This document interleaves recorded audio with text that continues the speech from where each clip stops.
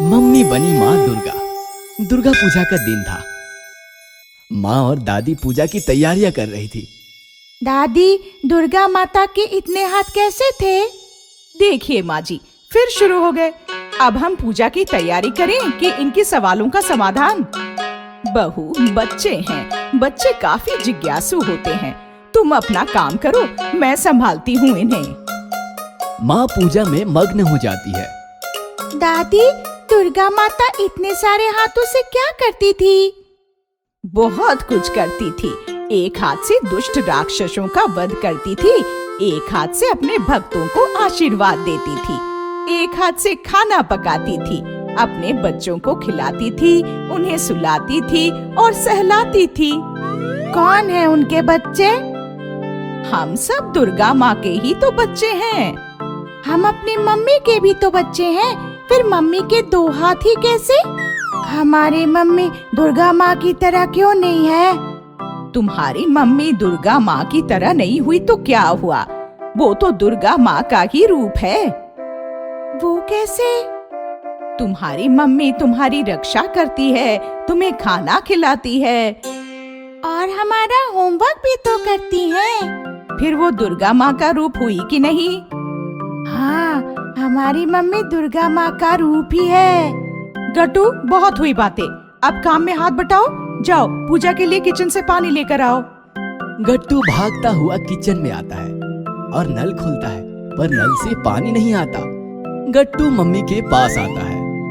Mummy, नल से पानी ही नहीं आ रहा। हे भगवान, फिर वही पाइप का प्रॉब्लम। कितनी बार कहा है इनसे प्लम्बर को बुलाइए, पर सुनते कहाँ हैं। अब पूजा कैसे होगी? मुझे ही प्लम्बर को बुलाना होगा। इसके बाद मम्मी प्लम्बर को फोन करती है और कुछ देर बाद प्लम्बर आ जाता है। कहाँ पर प्रॉब्लम है मैम? किचन में। गट्टू, अंकल को किचन दिखाओ। कोई बात नहीं मैम, मैं चला जाऊंगा। ऐसा कहकर प्लम्बर किचन में आता है। प्लम्बर को देखकर मम्मी कुछ सोच में पड़ जाती है। माँ जी, ये प्लम्बर कुछ अजीब नहीं है? गट्टू को किचन में आने से मना कर दिया। जमाना खराब है बहू, किसी का कोई भरोसा नहीं। प्लम्बर थोड़ा अजीब तो मुझे भी लगा। गट्टू, चिंकी, तुम दोनों जाओ और प्लम्बर के पास खड़े रहो, वहाँ से हिलना नहीं। गट्टू और चिंकी किचन में जाकर देखते हैं तो प्लम्बर किचन में नहीं था। तभी गट्टू देखता है कि बेडरूम का दरवाजा खुला हुआ है। लगता है ये कोई चोर है और चोरी करने आया है। चलो बेडरूम में चलकर देखते हैं। गट्टू चिंकी बेडरूम में जाकर देखते हैं तो प्लम्बर अलमारी खोलकर सामान अपने बैग में भर रहा था। गट्टू जोर से मम्मी को आवाज लगाता है, मम्मी! गट्टू और चिंकी को देखकर प्लम्बर थोड़ा डर जाता है। फिर गट्टू और चिंकी को उठा लेता है। गट्टू और चिंकी चिल्लाने लगते हैं, छोड़ो हमें, छोड़ो मम्मी!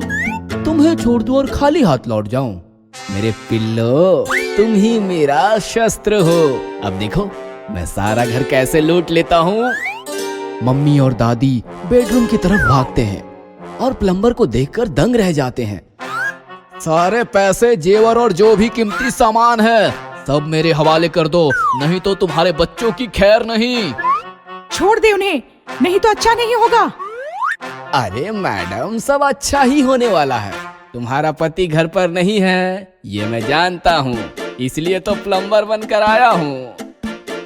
ठीक है, सब बेडरूम में ही हैं, जो चाहे वो ले लो, पर मेरे बच्चों को कुछ ना करना। प्लम्बर चिंकी और गट्टू के समेत बेडरूम का दरवाजा बंद कर लेता है।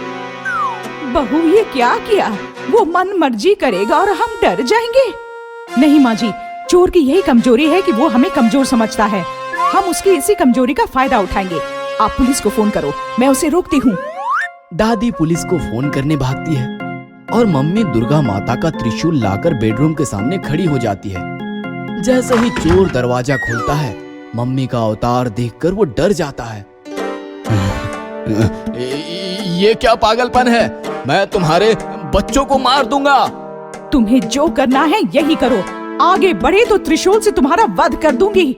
मम्मी, बचाओ हमें! बच्चों, घबराओ नहीं, ये डरपोक है, कुछ नहीं करेगा। तभी दादी पुलिस और पड़ोसियों के साथ आती है। पुलिस को देखकर चोर बच्चों को छोड़ देता है और पुलिस से कहता है, सर बचाओ, मुझे बचाओ, ये औरत पागल है, मुझे बचा लो सर, मुझे बचा लो। हम बताएंगे तुम्हें असली पागल कौन है, ले जाओ इसे। और हवलदार चोर को लेकर जाते हैं। मैम, दरअसल ये चोर पागल है, प्लम्बर या मैकेनिक बनकर घरों में घुसता है और चोरी करता है।